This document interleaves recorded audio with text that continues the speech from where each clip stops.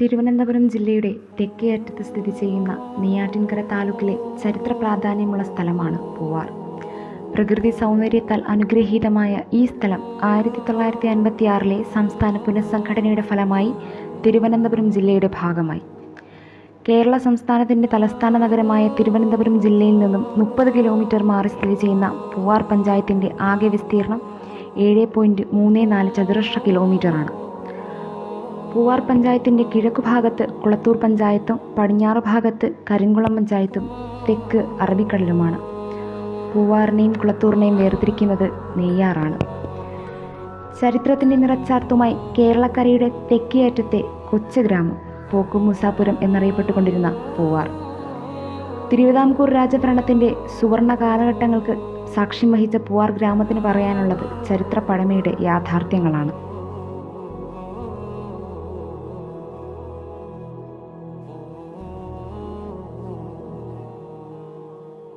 പതിനെട്ടാം നൂറ്റാണ്ടിൽ പൂവാറിൽ ജീവിച്ചിരുന്ന വ്യാപാരിയായിരുന്നു പോക്കുമൂസ മരയ്ക്കാർ. ഇദ്ദേഹത്തിൻ്റെ പേരിലായിരുന്നു ഈ ഗ്രാമം അറിയപ്പെട്ടുകൊണ്ടിരുന്നത്. വിദേശത്തും സ്വദേശത്തുമായി ഒരുപാട് കച്ചവട ബന്ധങ്ങൾ പുലർത്തിയിരുന്ന പോക്കുമൂസ മരയ്ക്കാർക്ക് സ്വന്തമായി ഒരു സൈന്യം തന്നെയുണ്ടായിരുന്നു. ഈ സമയത്താണ് തിരുവിതാംകൂർ രാജകുമാരൻ മാർത്താണ്ഡവർമ്മ 8 വീട്ടിൽ പിള്ളമാരിൽ നിന്ന് രക്ഷപ്പെട്ട് പോക്കുമൂസാപുരത്തിൽ എത്തുന്നത്. പോക്കുമൂസ മരയ്ക്കാരുടെ കുടുംബ വീടായ കല്ലറയ്ക്കൽ വീട്ടിൽ അഭയം തേടി കുറച്ചുനാൾ അവിടെ തങ്ങുകയും ചെയ്തു. മാർത്താണ്ഡവർമ്മ നെയ്യാർ നദിക്കരയിൽ നിരനിരയായി നിന്ന കോവളമരത്തിലെ ചുവന്ന മനോഹരമായ പൂക്കൾ നദിക്കരയിലേക്ക് വീണു കൊടുക്കുന്നത് കാണുന്നു. ഇത് കണ്ട രാജകുമാരൻ പൂവാറാണല്ലോ എന്നു പറഞ്ഞുപോയി. ഈ വിശേഷണമാണ് പിന്നീട് പോക്കുമൂസാപുരം എന്ന ഗ്രാമത്തിന് പൂവാർ എന്ന പേര് കിട്ടാൻ കാരണമായത്. ആപത്തിൽ തന്നെ സഹായിച്ച കല്ലറയ്ക്കൽ വീട്ടുകാരെ മാർത്താണ്ഡവർമ്മ തനിക്ക് അധികാരം കിട്ടിയപ്പോൾ തന്നെ കല്ലറയ്ക്കൽ തറവാട്ടുകാരുടെ മുഴുവൻ സ്വത്തും കരമൊഴിവാക്കി പ്രഖ്യാപിച്ചു.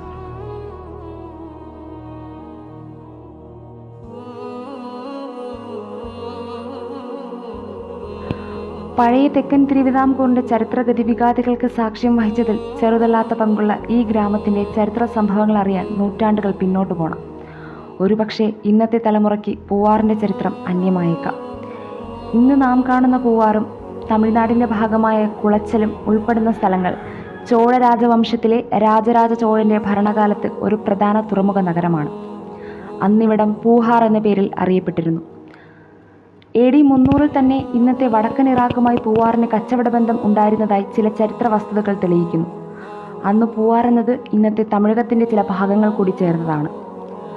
അന്നത്തെ ഇറാഖിൻ്റെ ഭരണാധികാരി സോളമൻ ചക്രവർത്തിയുമായി കച്ചവട ബന്ധം ഉണ്ടായിരുന്നു എന്ന് കാണാം. അന്ന് പൂവാറിൻ്റെ പേര് പൂഹാർ എന്നുമായിരുന്നു. പൂവാർ ഒരു ഓഫറാണെന്നും ചില സംശയങ്ങൾ നിലനിൽക്കുന്നു. ഓഫർ എന്നാൽ ജോക്തൻ്റെ മകനായ ഓഫറിൻ്റെ പേരുള്ള ഭൂമി അല്ലെങ്കിൽ നഗരം. ആധുനിക പണ്ഡിതന്മാർ ഓഫർ ഇപ്പോഴും പാകിസ്ഥാൻ്റെയോ ഇന്ത്യൻ തീരത്തെയോ പൂവാറിലോ അല്ലെങ്കിൽ ആധുനിക യമൻ പ്രദേശത്തോ അറേബ്യയിലാണോ എന്നും പറയപ്പെടുന്നു.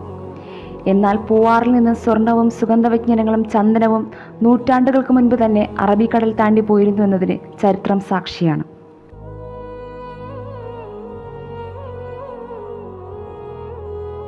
ചേരമാൻ പെരുമാളിൻ്റെ മരണശേഷം കേരളത്തിൽ വിവിധ സ്ഥലങ്ങളിൽ ഇസ്ലാം മതത്തിൻ്റെ പ്രചാരണം ശക്തമായി. അതിൻ്റെ ഭാഗമായി പൂവാറിൽ കാളിയായി കാളി സുബൈർ എത്തുകയും മതപ്രചരണം നടത്തുകയും ചെയ്തു. മാലിക് ഇബ്നു ദിനാറിൻ്റെ ശിഷ്യനും അനന്തരാവകാശിയുമായ മാലിക് ഇബ്നു ഹബീബ് പൂവാറിൽ ആദ്യ ജുമാ മസ്ജിദ് നിർമ്മിച്ചു. ഇതാണ് പൂവാറിലെ ആദ്യ പള്ളി. ആദ്യകാലത്തെ ഭൂപടങ്ങളിൽ ഈ പള്ളിയുടെ സ്ഥാനം വ്യക്തമായി രേഖപ്പെടുത്തിയിരിക്കുന്നതായും പറയുന്നു. ഇത് അന്നത്തെ പൂവാറിൻ്റെ കടൽത്തീരത്തോട് ചേർന്ന് നിൽക്കുന്നതായും കാണാം. കാലത്തിൻ്റെ മാറ്റത്തിനനുസരിച്ച് പള്ളി പലപ്പോഴായി പുതുക്കി പണിഞ്ഞിട്ടുണ്ട്. എങ്കിലും ഇന്ന് ആ പള്ളിയുടെ അവസ്ഥ ദയനീയമാണ്. പുനർനിർമ്മാണത്തിൻ്റെ പേരിൽ സ്വദേശികളായ ചിലരുടെ ഗൂഢാലോചനയുടെ ഫലമായി ആ പള്ളി തകർക്കപ്പെട്ടു എന്നാണ് സമീപവാസികളും ഒരു വിഭാഗം യുവാക്കളും പറയുന്നത്.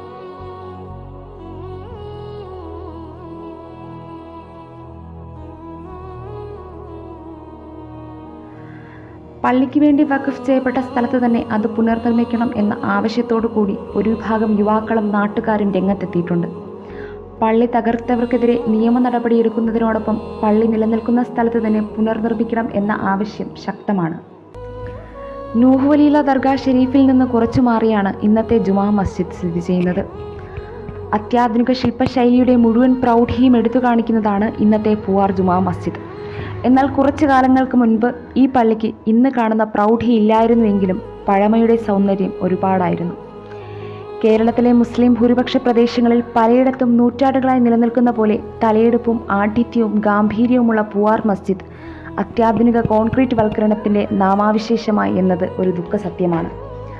തലസ്ഥാന നഗരിയായ അനന്തപുരിയിലെ കിഴക്കേക്കോട്ടയിൽ ഇന്നും നിലനിൽക്കുന്ന പോലുള്ള ഭീമാകാരൻ കരിങ്കൽ പാളികൾ കൊണ്ടാണ് പള്ളിയുടെ മതിലുകൾ നിർമ്മിച്ചിരുന്നത്. എന്നാൽ ഇന്നത് കേവലം സിമന്റ് പ്ലാസ്റ്റർ ചെയ്ത് ആ കരിങ്കല്ലിനെ വിസ്മൃതിയിലാക്കി. ഒരു കാലത്ത് നിരവധി തറവാട് വീടുകൾ കൊണ്ട് സമ്പന്നമായിരുന്നു പൂവാറിലെ പല പ്രദേശങ്ങളും. കേരളീയ വാസ്തുവിദ്യയുടെ സകല ആഠിത്യവും പ്രതിഫലിച്ച് സമ്മേളിക്കുന്ന തരത്തിലാണ് ഈ തറവാടുകൾ നിലനിന്നിരുന്നത്. പൈതൃക കാഴ്ചകൾ പഴഞ്ചനെന്ന് കരുതിയ പല സമ്പന്ന മുതലാളിമാരും പൈതൃകം പൊളിച്ചടുക്കി കോൺക്രീറ്റ് കൊട്ടാരങ്ങൾ തീർത്തു. പൂവാറിൻ്റെ പഴയകാലം പൂവാറിനെ സമീപ പ്രദേശങ്ങളിൽ നിന്ന് വ്യത്യസ്തമാക്കുന്ന പോലെ തന്നെ പൂവാറിൻ്റെ ഭാഷയും പൂവാറ്റുകാരെ മറ്റുള്ളവരിൽ നിന്ന് വ്യത്യസ്തരാക്കുന്നുണ്ട്. ലിപികളില്ലാതെ നിലനിൽക്കുന്ന അനേകം ചില പ്രാദേശിക ഭാഷകളിലൊന്നാണ് പൂവാറും പരിസര പ്രദേശത്തുമുള്ള മുസ്ലിം സമുദായക്കാർ മാത്രം സംസാരിക്കുന്ന പൂവാർ തമിഴ്. കാസർഗോഡ് ലിപിയില്ലാത്ത ബ്യാരി പോലുള്ള സങ്കലന ഭാഷയാണിത്. പ്രാചീന തമിഴും മലയാളവും അറബിയും പേർഷ്യൻ ഭാഷയും ഇഴചേർന്ന ഒരു ദ്രാവിഡ ഭാഷാ സംസ്കാരത്തുടുപ്പിൽ വിവിധ കാലഘട്ടങ്ങളിൽ ഇഴപിരിഞ്ഞും ഒന്നുചേർന്നും ഉണ്ടായതാകാം പൂവാർ ഭാഷ.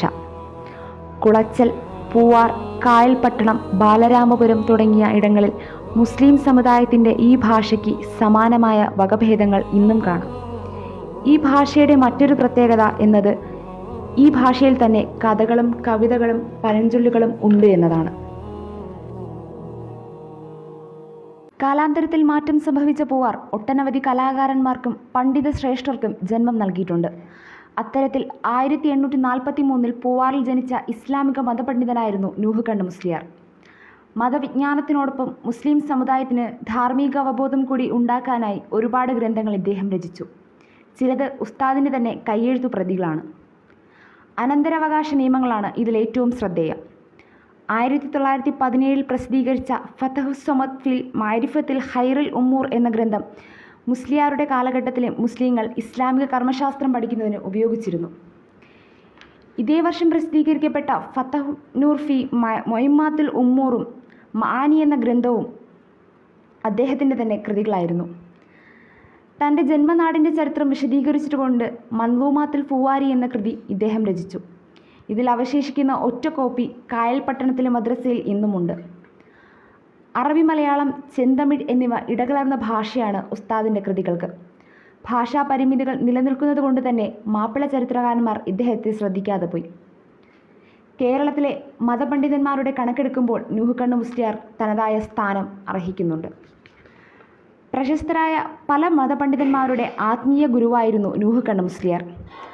ആലപ്പുഴ സുലൈമാൻ മുസ്ലിയാരും വക്കം അബ്ദുൽ ഖാദർ മൗലവിയും ഇവരിൽ ശ്രദ്ധേയരാണ്. മൗലവിയുടെ വഹാബിസം എന്ന ആശയത്തിനെതിരെ നൂഹ് മുസ്ലിയാർ ശക്തമായ എതിർപ്പ് പ്രകടിപ്പിച്ചിരുന്നു. വഹാബിസത്തിനെതിരെ മുസ്ലിയാർ രചിച്ച ഗ്രന്ഥമാണ് ഫതഹുന്നൂർ എന്നത്. ഫതഹുന്നൂർ, ഫതഹ് സമദ് എന്നീ ഗ്രന്ഥങ്ങൾ കോപ്പിറൈറ്റ് ഇന്നും നിലനിൽക്കുന്ന 2 ഗ്രന്ഥങ്ങളാണ്. ഇസ്ലാമിക ലോകത്ത് ഒട്ടനവധി സംഭാവനകൾ ചെയ്ത ഉസ്താദ് 1908 തൻ്റെ 65-ാം വയസ്സിൽ മരണപ്പെട്ടു. ചരിത്രം പറയാൻ മറന്ന നൂഹ് മുസ്ലിയാരെ പോലെ ഒരുപാട് മതപണ്ഡിതന്മാർ ഇന്നുമുണ്ട്. ഇവരുടെ ചരിത്രങ്ങൾ പുറത്തു കൊണ്ടുവരേണ്ടത് ചരിത്ര വിദ്യാർത്ഥികളുടെ കടമയാണ്. പൂവാറിനെപ്പറ്റി, പൂവാറിലെ പുരാതനമായ പള്ളികളെപ്പറ്റി, ഭാഷയെപ്പറ്റി ഇത് കേവലം ഒരു ഉള്ളടക്കം മാത്രം. അറബിക്കടലിൻ്റെ തിരകൾ തലോടുന്ന ഈ ഗ്രാമത്തിന് ഇനിയും പറയാനുണ്ട് ഒരു യുഗത്തിൻ്റെ ചരിത്രം.